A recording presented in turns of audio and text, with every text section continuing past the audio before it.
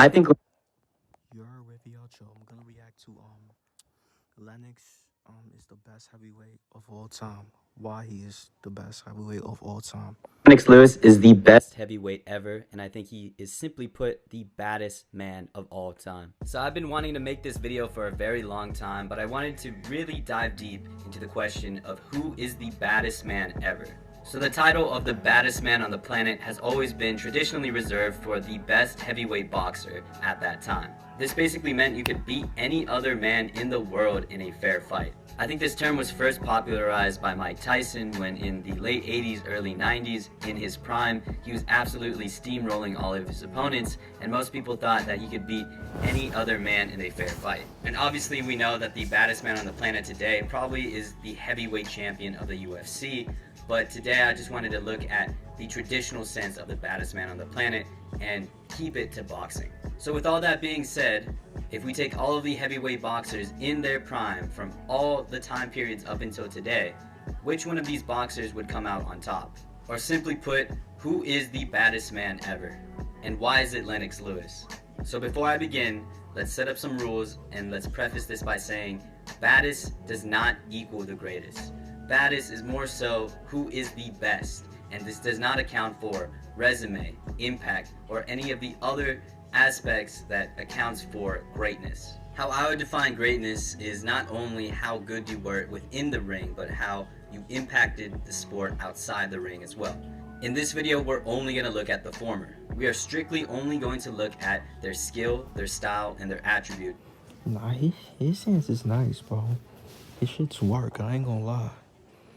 His shit's work, bro. Or anything that can help their case for being the best heavyweight boxer and not the greatest. Another thing I wanted to mention is that this is based on who would win a theoretical best out of 10. This is the heavyweight division, so anything can happen, and anything has happened. I mean, look at Buster Douglas versus Mike Tyson, Anthony Joshua versus Andy Ruiz. In the heavyweight division, all it takes is one punch, and on any given night, somebody who isn't supposed to win can land a huge... That's what it's about, bro. No matter who win, bro. It's about like who throw like more like punches and stuff. Like who's quicker with their hands. Like huge shot on somebody who they're not necessarily better than. All of these matchups are based on a theoretical best out of 10. So that quickly eliminates the elephant in the room, which is Lennox Lewis's losses in his prime. The first one being to Oliver McCall when he was knocked out in the second round in an insane upset loss, and the second one being another knockout upset loss against Hasim Rahman. But in both cases, he was able to avenge those losses. In the case of Rahman, he was able to knock him out in the rematch, and in the case of Oliver McCall, he was able to make him cry. But seriously, Lennox Lewis is so bad that he was able to make Oliver McCall cry, break down, and eventually... damn, he made a grown man cry, bro. That's crazy, bro. quit. All right, enough talking, enough rules. Let's get into the heavyweight boxers that I think are the baddest men on the planet. And because my pick is Lennox Lewis, let's go through the people that give him the toughest challenge and why I think he can still win over those guys a majority of the time. So if we go chronologically, let's start with the classic heavyweights, or the heavyweights before the 1970s. We have guys like Sonny Liston, Jack Dempsey, Joe Louis, Floyd Patterson, some of the greats. Now I'm only 3 minutes into the video, but I'm gonna start pissing off a lot of people, especially the old heads. And I'm gonna be quite honest with you, there is no way any of these guys can compete with Lennox Lewis. Like, there is zero possibility that a 5'10" Rocky Marciano, around 190 pounds, can compete with a 6'5", damn near 260 pound skilled beast of a man in Lennox. Lennox was ripped, bro. Yeah, he was ripped. I ain't gonna lie. Lewis. There's no way. And the same kind of goes I don't think he could compete with Lennox either, bro. I ain't gonna lie. for Jack Dempsey, Joe Louis, and all of the other great heavyweights during this time. Now, I wanted to quickly single out Sonny Liston because out of all of these guys, I think Sonny Liston would have given Lennox Lewis the toughest test. He was one of the biggest of these heavyweights and most certainly had the most power out of all of these heavyweights in my opinion, and he was just insanely terrifying during his reign. But Lennox Lewis was not only just bigger than Sonny Liston, but he was much more skilled, and I think he would have found a way similar to how Muhammad Ali found a way in outboxing and staying on the outside of Sonny Liston. Look, as good and skilled as Sonny Liston was for his time, by the time we get to the 1990s where Lennox Lewis dominated, Lennox would have had a head start in terms of knowledge, ring IQ, and how to deal with a guy like Sonny Liston. And I think that 30-year gap where the sport evolved and the fighters just got better and better and better in terms of skill would have been too much. Now we get into the golden age of the heavyweight division with George Foreman, Joe Frazier, and of course, Muhammad Ali. Many people refer to these three as the best three in the golden age, and it's hard to deny that. So let's look at each one of these guys individually and see how they would match up against Lennox Lewis. Starting off with Joe Frazier, he famously was the first one to beat Muhammad Ali, and he was a great in-fighter, and he had a suffocating style because of his shorter frame. But when we match him up against Lennox Lewis, Lennox literally has every single physical advantage along with a very He got the height, he got the weight, he got the reach too. He got more advantage than Lennox got more advantage than the other boxer. very high fight IQ, so he would have utilized his superior reach to keep Frazier off of him and eventually used his superior power and size to probably take him out like George Foreman did. And speaking of George Foreman, I think Foreman, out of all of the boxers we've talked about so far, presents Lennox Lewis with one of his toughest fights. George Foreman is almost as big as Lennox Lewis and definitely has as much power and probably more power than Lennox does. I probably don't have to explain George Foreman to you, but he was an absolute tank with crushing power, and he's the first boxer we've encountered so far that can compete with Lennox Lewis's size. But I think Lennox Lewis would have Muhammad Ali'd him, which in other words means weather the storm of George Foreman's power early in the rounds and eventually tire him out and beat him down and take over the fight in the latter rounds. So again, if we bring back this theoretical best out of 10, I think a majority of them, maybe 7 or 8, would end up with Lennox Lewis getting it through a late round KO or a decision. And finally, we have the great Muhammad Ali. And this, by far, I think would have been Lennox Lewis's toughest test. I've said that multiple times, but Muhammad Ali is definitely Lennox Lewis's toughest fight. The biggest thing Muhammad Ali has when we match him up against Lennox Lewis is his superior movement, speed, and fight IQ. Man, watching Muhammad Ali is still amazing to me. His move Weave. Muhammad Ali was a weave master, bro. Weave, stupid.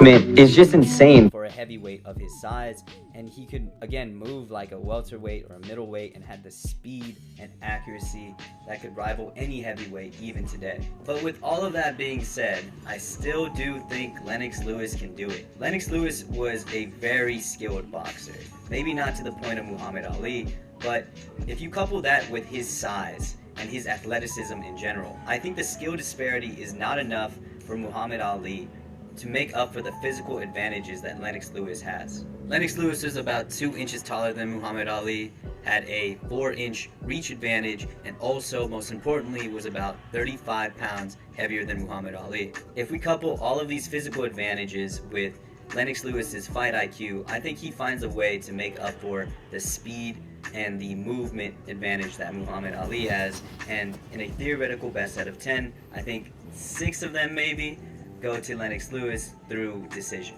Now we're on the 80s onward, and I wanted to quickly go over a batch of heavyweights that I think a lot of people may have as their baddest man ever, but Lennox Lewis had already beaten them convincingly, or in my opinion, I think would have easily beaten these guys. Starting off with Evander Holyfield, as great as he was, Lennox Lewis did, in my opinion, convincingly won over him twice. In the first fight, he dominated, but was robbed in a very controversial decision, and in the second fight he also dominated Evander Holyfield and fortunately got the decision. Lennox Lewis gets a lot of flack for not fighting Riddick Bowe, but he already beat him in the Olympics, and when Bowe was champion, he actually relinquished the title to avoid defending against Lewis. Vladimir Klitschko is a heavyweight that dominated through the 2000s, but in my opinion was pretty overrated. I'm going to make a video about Vladimir Klitschko in the future, but I'm a pretty big Klitschko hater, and I think Lennox Lewis would have smashed him. I think his skill set was so limited, and he was basically given one of the easiest eras to die. He looks slow with his hands, bro. He looks slow with his shits, bro. Vladimir, like, this Vladimir guy, bro. Dominate, and if he were to fight a guy like Lennox Lewis, he would be crushed. Now I saved the best two for last. I think this is the juiciest part of this video. And the first Mike Tyson and Tyson Fury. being a potential matchup with Mike Tyson where they're both in their primes. Now the two have fought before and Lennox Lewis did come out the winner, but this was in 2002 when they were both way past their prime. But I think even when they're both in their prime, Lennox Lewis still gets it done. Lennox Lewis obviously has the big height, reach, and size advantage. This may not be saying much considering that Mike Tyson has routinely fought guys bigger and with a longer reach, but he's never fought somebody like Lennox Lewis who has the significant size advantage, but also the fight IQ to couple with that. I think the way Mike Tyson lost in his prime years, so against Buster Douglas and Evander Holyfield, for example, is stylistically Lennox Lewis's strengths. In both those losses, you had guys that were big enough to take on Mike Tyson's power and explosiveness and were able to weather the storm and basically tire him out until they could knock him out with a barrage of punches in the later rounds. For Buster Douglas, this was in the 10th. For Evander Holyfield, this was in the 11th. Lennox Lewis has a great gas tank and is able to weather the storm like we saw in the Shannon Briggs fight, but also he could outbox for a long period of time like we saw against David Tua, who also is a very short, stocky, and powerful puncher. Now, these guys are not comparable to Mike Tyson, sure, but I think he can still do the same game plan against Tyson and find success. And finally, we have the other Tyson, Tyson Fury. And this is the first guy who is bigger, taller than Lennox Lewis, and arguably as skilled as him. But I think the advantages are very slim for Tyson Fury. First of all, Fury is listed as 6'9", but pictures next to Wilder and Francis Ngannou show that he's probably closer to 6'7". The reach advantage is only about 1 inch, so I don't think that's going to be a huge difference maker. And in terms of skill, I think they're about even. The big advantage for Lennox Lewis is his power, especially his laser straight right hand. If Deontay Wilder, somebody who's significantly less skilled than Lennox Lewis, was able to drop Tyson Fury 3 times over their trilogy, I think Lennox Lewis definitely has enough power and skill to knock down or knock out Tyson Fury eventually. I think Lennox Lewis's unique combination of being very physically capable and above most other boxers while also being extremely skilled with high fight IQ makes him either too strong and too powerful or too skilled. And in a best of 10 would beat all other heavyweights. So what are your guys' thoughts? Okay, that's the vid. What's your thoughts on this Lennox Lewis guy, bro? Like this boxer, bro. Like I said, he's nice with his hands, bro. So yeah, his stuff connects. His stuff works. So yeah, make sure y'all like, comment, subscribe. Y'all know the vibes. Whoever you're checking out, you are.